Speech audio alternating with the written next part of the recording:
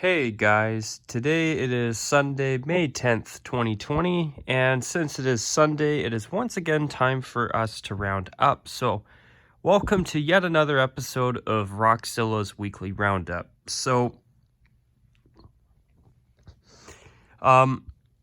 For this video today, I do have enough stuff to work with that I know I will be able to make a weekly roundup podcast-ish style video, and that, in my opinion, is fantastic. However, I have been hinting at it a little bit as of late, especially with my last Facebook monthly update video that I uploaded about a week ago now, or close to. Also, I think I might have even mentioned it about as recently as a week ago on my last weekly roundup video. But with how little there is in news and stuff to talk about, unfortunately, there's not a whole lot to talk about on a weekly basis.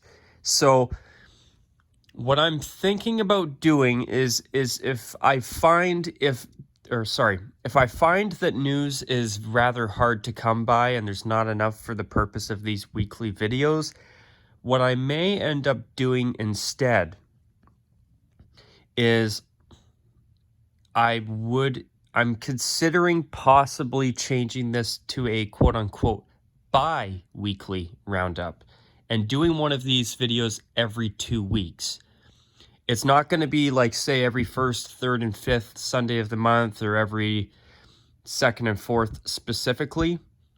If I do decide to switch it, what I would do is it would just be, I'd have it on probably the first Sunday of June, and then after that, come back in 2 weeks, then every 2 weeks, whether it's the first, second, third, fourth, or fifth Sunday of the month. It would be a bi-weekly roundup, and that way, under the awful, extraordinary circumstances we have to deal with right now due to the COVID-19 pandemic, instead of making a video every week with very little to nothing to talk about, I can do one every 2 weeks and have 2 weeks of material to discuss, which will make it more likely that I will have enough stuff to do one video every 2 weeks rather than trying to find whatever scraps I can every Sunday for the weekly roundups like I have been for a number of weeks now. This will definitely be the third straight week I've noticed that there's been a lot of... It's been getting harder and harder. Well, actually, no. 2 weeks ago was fine. But ever since last week, I've noticed that it's been getting harder and harder to find enough news to make these videos on a weekly basis. So what I'm going to do is, for the time being, I am going to continue to do one of these every week. Now, sorry to be getting into channel housekeeping, but I figure I might as well discuss it here on a weekly roundup video. But as of today, I'm doing this video, and this is hopefully going to be up on YouTube soon. Next Sunday, I will do a weekly roundup. The following Sunday on the 24th, I'm also planning on doing a weekly roundup for that as well. But if I find that either news doesn't start to surface, or I completely find it, or if I find there's completely if I find there is absolutely nothing to talk about by the end of this month, then expect the first Sunday in June to be the last weekly roundup video before I move to temporarily rebranding it as Rockzilla's bi-weekly roundup video. So, you know, guys, I'll be honest with you. I'd rather do a bi-weekly roundup than no roundup at all.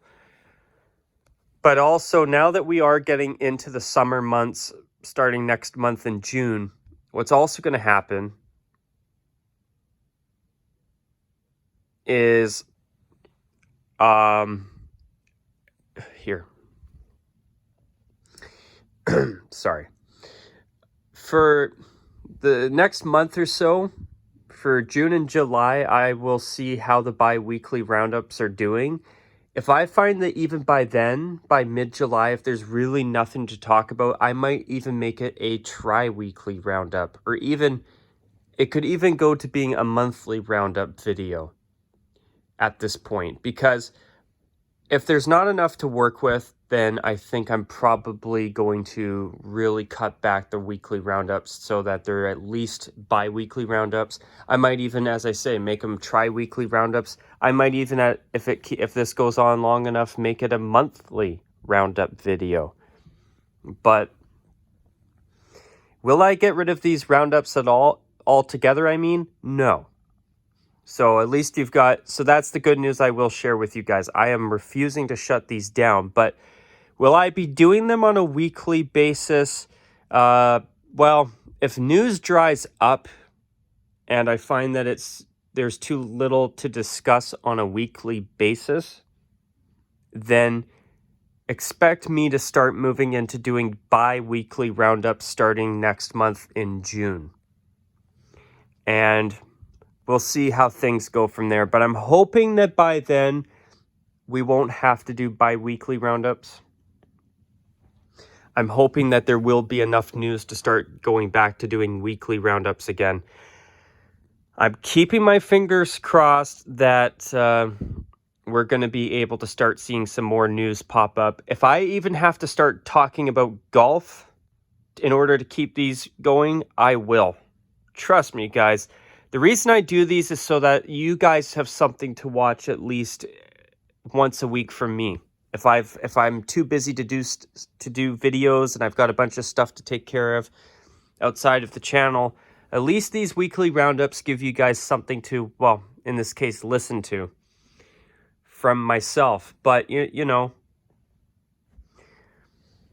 if there's not enough news and stuff to work with, then unfortunately, I am going to have to cut it back to bi-weekly. And then that way I can spend the Sundays between these roundup videos doing more regular videos, which I think if there is no news to sit down and discuss on a weekly basis for the weekly roundups, then that's what I'm going to do. But I just want to go on the record and confirm right now that next week and the following week and the week after that, the next 3 weeks straight will be weekly roundups. There will be a video every Sunday or very early on Monday if I don't have enough time to do them on the Sunday nights, or Sundays in general. But yeah, so the next 3 weeks, starting next week, the week after, and the week after that into early June, I will be doing weekly roundups for the next 3 weeks. But after that, if I feel that there's not enough to work with, then what I will start to do is I will start to temporarily rebrand this program as a bi-weekly roundup so that there's more days and 2 weeks worth of news to work with on a bi-weekly basis, of course, instead of a weekly one. So I thought I'd let you guys know and give you that mini announcement. Since there's not really a whole lot for me to talk about today, taking 8 to 9 minutes to discuss that, I think, was worthwhile, and it adds some much needed minutes and substance to this weekly roundup episode anyway. So now I'm going to jump into some NHL talk. So there's been a lot of smoke coming from the NHL about them hopefully getting back to some type of play soon so that we can have a 2019-2020 season salvage job and save that season from having no winner at all.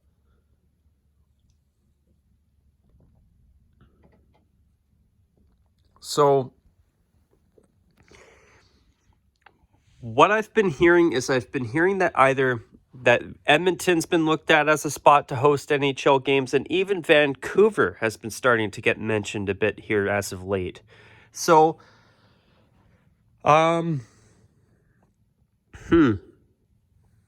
well, what I'm going to do is I'm going to talk about what I think the NHL should do, at least in my opinion. And I'll share what I think, what I would do if it were done my way. So anyways, what I've heard before is that the NHL was looking at maybe picking one venue per division, one city per division to host games. So what I'd like to see is I'd like to see the NHL do that and have everybody play until they've all played 75 games in the regular season. Now, my reasoning for this is so that, number one, there's a proper conclusion to the regular season. So, and this is to help with the draft lottery order as well, eh? Number two, by doing that, I feel that the teams that had a lot of momentum when the coronavirus shutdown happened, such as Boston, those teams would have a chance to get some momentum back before the playoffs start again. And number three, the playoff teams, or the teams fighting for playoff spots, would actually still have a chance to crack the playoffs. Because what I've been hearing is that supposedly there was talk that they would just go straight into the playoffs. Who's ever in the top 8 in each conference makes the playoffs. Personally, I don't like that because, in my opinion, I mean, obviously with the extraordinary circumstances, it makes sense. It does. But, the thing is, do I think from one season that under the extraordinary circumstances, thanks to COVID-19, that it's doable? Yeah, sure. But I think there should be a proper set conclusion where everybody plays the same amount of games. Now, will that be more time consuming? Oh, yeah, it will be. But if each team plays a game every 2 days, I think most teams have played around 67 games already. They would basically do it like a mini tournament where you play everybody else in your division once. And then up until you've played 75 games in the regular season, then you're done. Then that way, everybody's played a uniform, equal amount of games, 75 games. That way, you have a proper determination of which teams will make the draft or participate in the draft lottery and which teams will go to the playoffs. A team that's, say, 1 or 2 points out of a playoff spot right now, I think it is really, really unfair that they just start it up again and go straight to the playoffs. They should have a chance to properly fight for a playoff spot. And then, if they can't make the spots or a final spot into the top 8, too bad. You were given a chance, like everybody else, to start from scratch to make the playoffs. You failed. See you next season.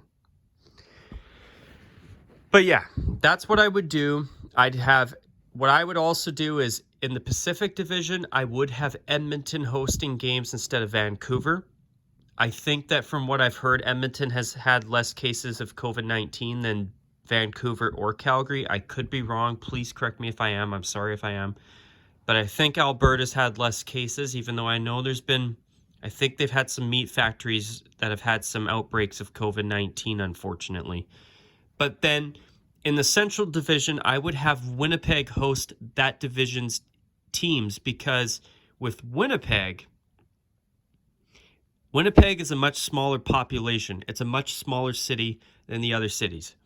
Now, Glendale is pretty small too. Oh, yeah. Arizona's in the Pacific, though.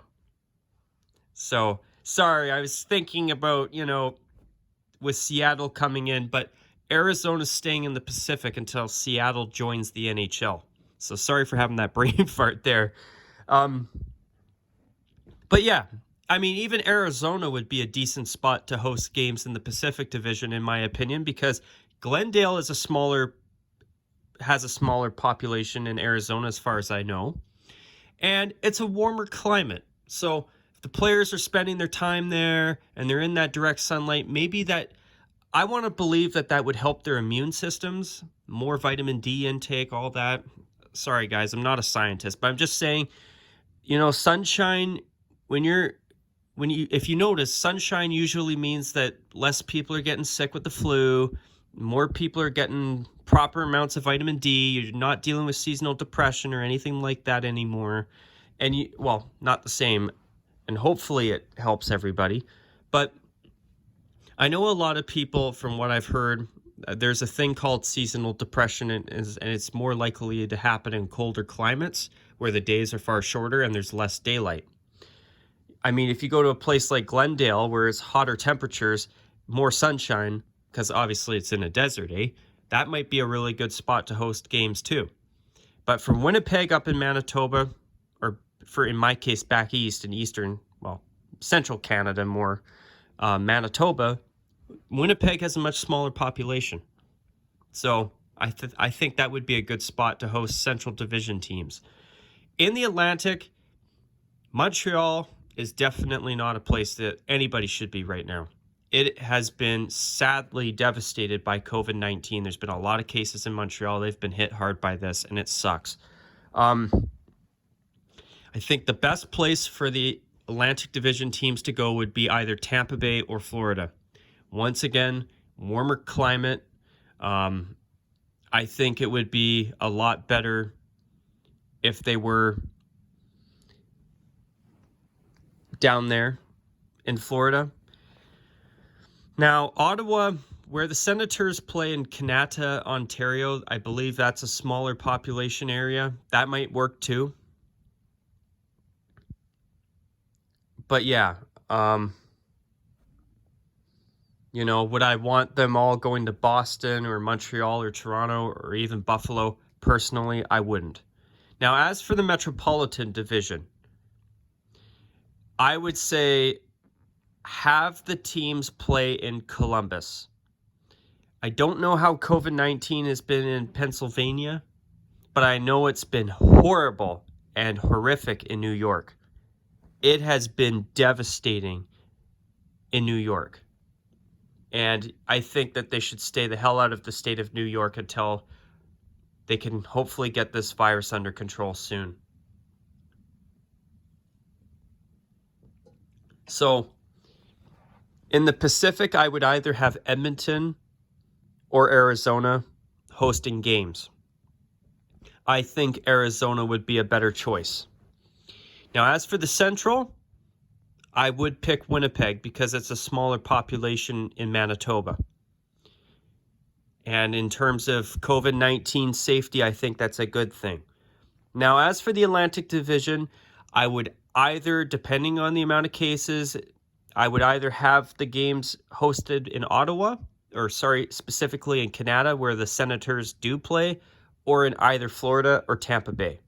And as for the the Metropolitan Division, I would pick Columbus. Unless, of course, they have been more hit by COVID-19 than I know as of the filming of this video. But in the Metropolitan Division, I do not want to see any team in New York State hosting games right now. COVID-19 has hit New York State very hard, and it's also hit the province of Quebec here in Canada very hard as well. Those places, in my opinion, need to be avoided.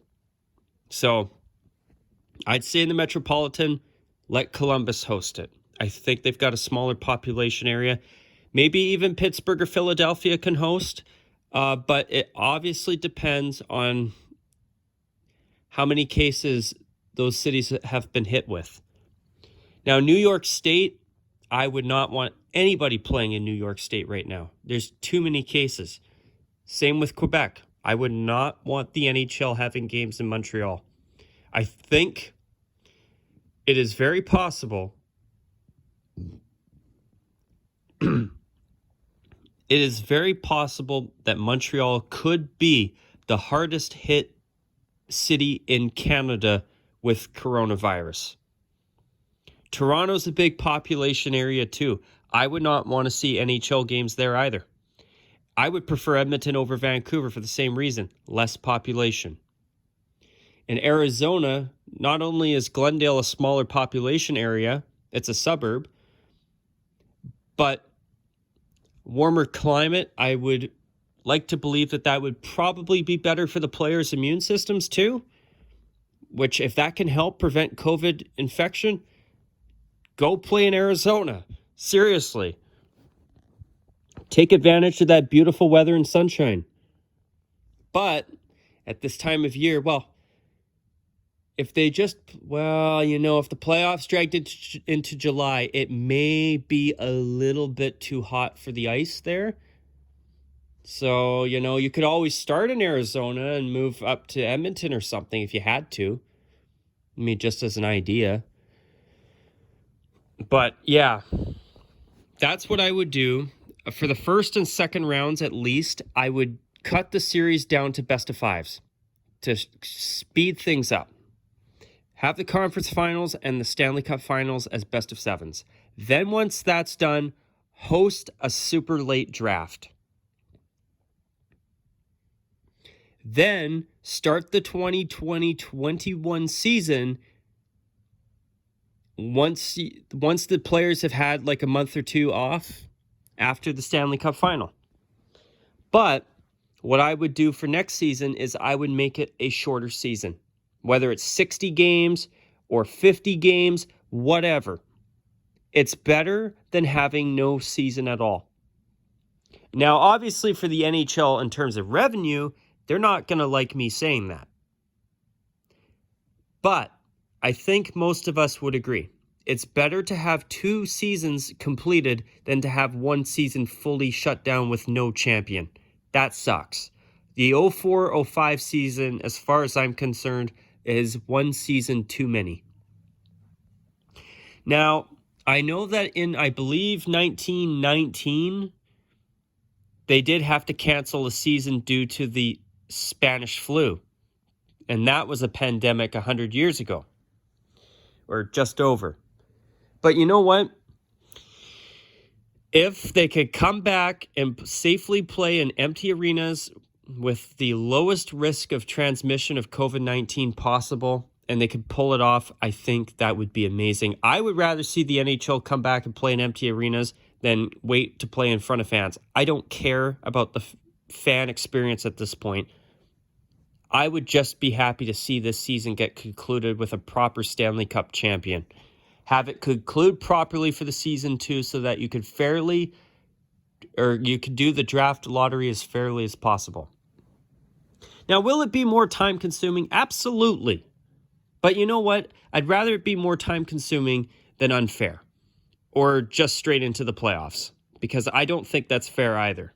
Now, do I think it's better than having no champion at all this year? Absolutely. But I still don't agree with that. I think that all teams, including the teams that will make the playoffs, they should be given a chance to play some regular season games just to get back into the swing of things before the playoffs start. That's how I feel. But anyway, I thought I'd discuss that. What else was I going to discuss? Also, I want to talk about something I saw today, and this will be a nice way to close out the weekly roundup for this week. But I was watching an old throwback game from 8 years ago in 2012 between the BC Lions and the Winnipeg Blue Bombers. It was a Canadian Football League game, an old game that they retelevised on TSN today. But anyway, with the BC Lions and the Blue Bombers in that game, when I saw Winnipeg's gold away uniforms that they used to have before 2016, oh my goodness, I have to say, I miss the Blue Bombers wearing gold on the road. I missed that. I thought it was so cool that they were the only team between the CFL and the NFL that did not have a away uniform. And I still think it would be amazing if the Blue Bombers could wear gold on the road, even though they thankfully wear royal blue at home again. But I miss the gold on the road. I mean, in my opinion, the gold was a totally unique color, and they were the only team with a gold road uniform. And I gotta say, I miss the gold. So, I think it's a bummer that Winnipeg's probably not going to do that again. And that's something I enjoyed about the XFL too, is that the New York Guardians and the Houston Roughnecks in the XFL wore gray away uniforms. I liked it because it's something that nobody else does, and it's unique. It's different. Now, would a white New York Guardians jersey look good? 100%, absolutely. I know it would look good. But I really respected the Guardians for wearing a gray away uniform because it was something unique. Same with the Houston Roughnecks. Even though I did not care for their uniforms, I'm going to be honest, the gray away uniform was cool, even though they should have been wearing a white away uniform instead of a gray one, at least in my biased opinion. But now I want to quickly discuss an article that I read this past week. And it was an older article about how somebody felt, and I think it might have been from bardown.com. It's a website. If I'm wrong on that, I apologize. But they were saying it, and this article is from like 2015, from before Adidas even had their 3-year stint in the Canadian Football League. But at least I think that's how old it was. I might even be wrong on that too. Sorry, guys. But with the CFL... This writer was saying that they felt that the CFL should just get rid of white uniforms and not have an away uniform. And, you know, I understand that we not only live in a high-definition world now, but we also live in a 4K high-definition world now. But for me, I don't care for constant color versus color. Now, do they create interesting matchups for uniforms? Absolutely. I mean, there's been times where the Red Blacks have worn all monochrome black against the BC Lions wearing orange at home, and it's looked really good. But do I want to see that every single game? I don't. Do I want to see, like, say, the Blue Bombers in their regular home uniform against, I don't know, the Stampeders in their alternate uniform, or the Red Blacks home uniform, or the Ticats home uniform even? I don't. The reason I love seeing white uniforms, even though I've been very vocal on this channel for a long time now about how I'd like to see some teams not have white uniforms at all. Like, for example, the Ottawa Senators, the Minnesota Wild. Well, actually, I'd rather see them go to dark green and gold like the Green Bay Packers. But, you know, there are some teams that I would love to see not have a white away uniform. But, you know, overall, the reason that teams continue to wear white is because the color contrast between the uniforms is far better. A white uniform or even a white jersey goes really, really well with anything. Even a light gray alternate uniform like in the case of the Los Angeles Kings. You could wear white against bright yellow, like they do in the NHL when teams play the Nashville Predators in Nashville. Now, do I want to see white versus yellow all the time? No. Do I want to see white versus light gray all the time? Also, no. I made a video recently where I shared my thoughts on the fact that I'd like to see some teams be allowed to wear their colored alternate uniforms against other teams wearing colored uniforms. Like, for example, how about the Kings in their third jerseys, their light gray ones, against the San Jose Sharks teal uniform, their home uniform, or even their black thirds. Light gray versus black or teal would look really good. The light gray Kings jersey would look really good up against the Ducks' orange third jersey. It would look great against Carolina's red home uniform, or even Chicago. It would even look good against Vancouver or even Edmonton. The light gray is really close to white without being white, obviously, where that could work. Now, do I want to see the Kings wear the light gray uniform against every other team's colored uniforms? Truth is, I wouldn't want to see that either. But say the Kings go on the road and they're playing a team like San Jose on the road, why can't the Sharks wear teal at home? Say with the Pittsburgh Penguins, since they coincidentally wear a bright yellow third jersey as well. Why can't they, say, go to Philadelphia on a home and home and wear yellow on the road while the Flyers wear their black third jerseys? That would be a really good color versus color matchup. It would be a rare treat, and I think a lot of people would like that. Even the Nashville Predators. Why couldn't they, say, go on a quick 3-game road trip to, say, Western Canada, play the Canucks, play the Flames, and play the Oilers wearing their home uniform, where the Canucks wear blue, the Flames wear red, and the Oilers wear their navy blue third jersey to help with the color contrast against Nashville's home uniform. Situations like that would look really good. Now, would I want to see that all the time?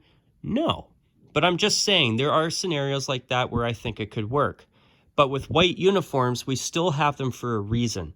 They contrast against the opposing uniforms far better than another color, more often than not.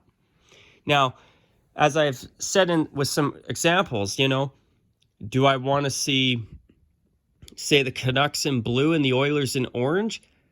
No. Now, if they did that for one game as a rare thing, I could live with it, but I don't want to see color versus color all the time. The colors, white uniforms complement opposing colored uniforms far better. Hockey is a fast-paced sport. Now, football is a much slower-paced sport, but I like the contrast between white uniforms and colored uniforms, more so than color versus color. Now, color versus color can work, but do I want to see it all the time? No, because I love seeing the contrast between an away uniform and a colored uniform. So with soccer's a much slower paced sport. So if a team's wearing light blue or dark gray like Minnesota United in Major League Soccer versus the Toronto FC in red, I can't really call them the Toronto FC. They're called Toronto FC, which they should have an actual name like Toronto Metros. That's what they should have called themselves when they joined the league. Not Toronto Football Club. I hate those generic names. Now, I understand why teams go with them in Major League Soccer, but why does every team have to be FC or SC or United? There's Atlanta United. There's Minnesota United.